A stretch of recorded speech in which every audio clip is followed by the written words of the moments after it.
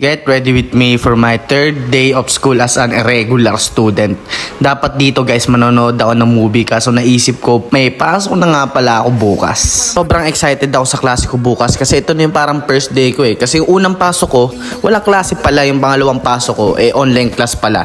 So parehas ko yung na-absentan. So yung bukas, yun yung parang pinaka first day ko. So dito samahan nyo ako guys mamili na sosotin. Okay lang ba yung video nyo dyan? Nga, lipat nga kayo, sagwa ng video dyan.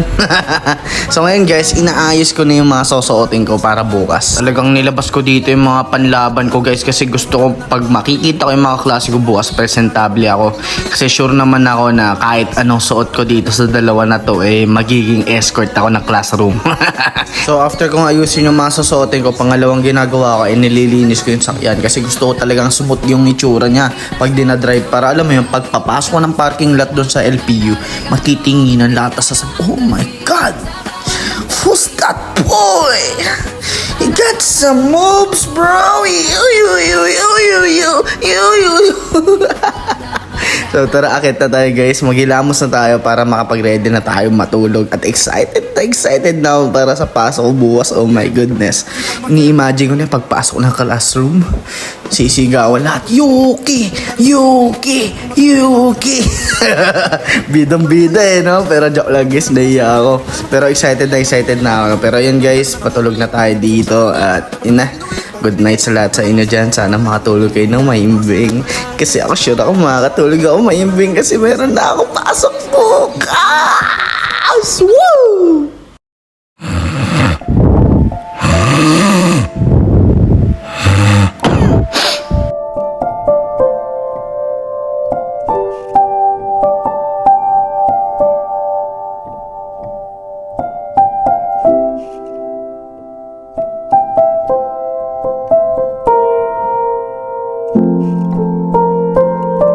Di ko alam kung mag-good morning ako sa inyo. Pero ngayon yung araw ng third day of class ko. Sobrang excited na ako at alam kong sobrang excited na rin kayo. Kaso hindi tumunog yung alarm ko. Ayos ang set ko sa alarm ko. Naka-ready na yung mga gamit ko.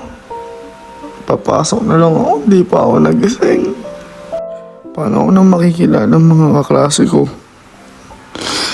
Nakakaya, first day ko, absent ako.